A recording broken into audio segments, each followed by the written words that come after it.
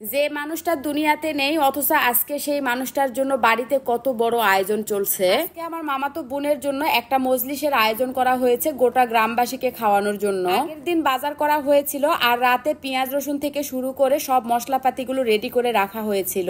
সকালবেলা বাবুর্চিও চলে এসেছে আর যেহেতু রোজার মাস ছিল তাই সকাল 9টা থেকে রান্না বান্নার কাজ শুরু করে দিয়েছে। একটা চুলা খোঁড়া হয়েছে, প্রথমে 4টা চুলাতে মাংস রান্না বসিয়ে দিয়েছে। মজলিস বাড়ির বা বিয়ে বাড়ির প্রতিটা রান্না খেতেই কিন্তু অনেক বেশি স্বাদ হয়। এদিকে সামিয়ানাও টাঙ্গানো হচ্ছে মিলাদ পড়ানোর জন্য। আর এই তো অলরেডি 2 ডেক মাংস রান্না করা হয়ে গেল। সামিয়ানা দিয়ে ছোট্ট একটা ঘর বানানো হয়েছিল রান্নাগুলো করে রাখার জন্য। একজনকে বসেও রাখা হয়েছিল যাতে করে ভিতরে কেউ ঢুকতে না পারে। পরহাজি অর্থাৎ যারা গরুর মাংস খাবে না তাদের জন্য আবার খাসির মাংস রান্না করা হচ্ছে। 2 ডেক মাংস নামিয়ে নেওয়ার পরে এখন আবার ঘাঁটি বসিয়ে দিয়েছে। গত ভিডিওতে আপনাদেরকে বলেছিলাম আমাদের এলাকার মানুষ আলু ঘাঁটি তেমন একটা পছন্দ করে না, বুট ঘাঁটি রান্না করা হচ্ছে আর ঘাটির মধ্যে কিন্তু মাংসও দেওয়া হয়েছে। যাই হোক, পাশে অনেকগুলো জমি ফাঁকা ছিল তো সেখানে সামিয়ানাও টাঙ্গানো হয়ে গেল। এটা হচ্ছে আমার মামার বাড়ি, কিন্তু আমার মামা নেই, শুধু বাড়িটা পড়ে আছে। আমার 6টা মামা, 6টা মামার মধ্যে 5টা মামা এক বাড়িতেই থাকতো। এই তো কয়েক বছর হয়েছে যে যার মতো করে আলাদা বাড়ি করেছে। নানির বাড়িতে আসলে আগের মতো আর আনন্দ লাগে না, বাড়িগুলো একেবারে ফাঁকা ফাঁকা লাগে। শুক্রবার দিনে আয়োজনটা করা হয়েছিল, রান্না করতে করতে আজান দিয়েছে তাই ঘাটি রান্না করার পরে সবাই নামাজ পড়তে গিয়েছে আর এখানে আমরা সবাই মিলে পাহারা দিচ্ছি। শসাগুলো কেটে ভেজা কাপড় দিয়ে ঢেকে রাখা হয়েছে যাতে করে শুকিয়ে না যায়। 2টা বড় বড় বালতিতে বুটঘাটি গুলো রাখা হয়েছে আর এই যে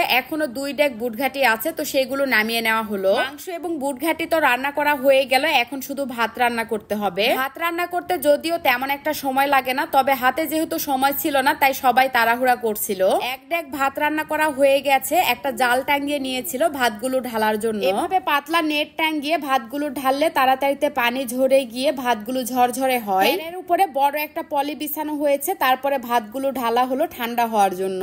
ইফতারে দেওয়ার জন্য শুধু খেজুর নিয়ে আসা হয়েছে, যেহেতু ভাত তরকারি রান্না করা হচ্ছে তাই ইফতারের অন্য কোনো আয়োজন করা হয়নি। আসলে গ্রামের মজলিস বাড়িতে ইফতারের তেমন কোনো আইটেম করা লাগে না, 2-1টা আইটেম থাকলেই হয়ে যায়। তো খেজুরগুলো এখনো ধুয়ে নেওয়া হয়নি তাই মামা নিজে বসে থেকে খেজুরগুলো ধুয়ে নিচ্ছে। যেহেতু হাতে সময় কম তাই সবাই মিলেই চেষ্টা করছে কাজগুলো করে নেওয়ার। এদিকে ভাতগুলো প্রায় রান্না করা হয়ে গেছে, এখনো চুলার উপরে 2-3 ডেক ভাত আছে। রান্না করতে তো আর কম সময় লাগে না, সকাল থেকে রান্না করছে এখনো রান্না বান্না শেষই হয়নি। মাংস দেওয়ার জন্য ছোট ছোট পাতিল কেনা হয়েছিল আর এগুলোতে মাংস তোলা হবে যাতে করে দেওয়ার সময় সুবিধা হয়। ছোট ছোট বালতিতে ঘাঁটি তুলে নেওয়া হয়েছে দেওয়ার সময় যেন সুবিধা হয়। আপনারা অনেকেই আমার বড় ভাইকে দেখতে চেয়েছিলেন, এটা হচ্ছে আমার বড় ভাই। ছোট ভাই তো আমাদেরকে ছেড়ে চলেই গিয়েছে, এখন আমার বড় ভাই আর আমার ছোট ভাই আছে। যতই চেষ্টা করা হোক না কেন রক্তের সম্পর্ক কখনো ছিন্ন করা যায় না। সব মান অভিমান ভুলে গিয়ে এখন আমরা ভাই বোন এক হয়েছি। এক ভাইকে হারিয়েছি, আর কোনো ভাইকে আমি হারাতে চাই না। আল্লাহ যেন তাদেরকে সুস্থ রাখে, ভালো রাখে, সবাই দোয়া করবেন। যাই হোক, যেহেতু রোজার দিন তাই ইফতারের 20 মিনিট আগে সবাইকে খেতে দেওয়া হবে।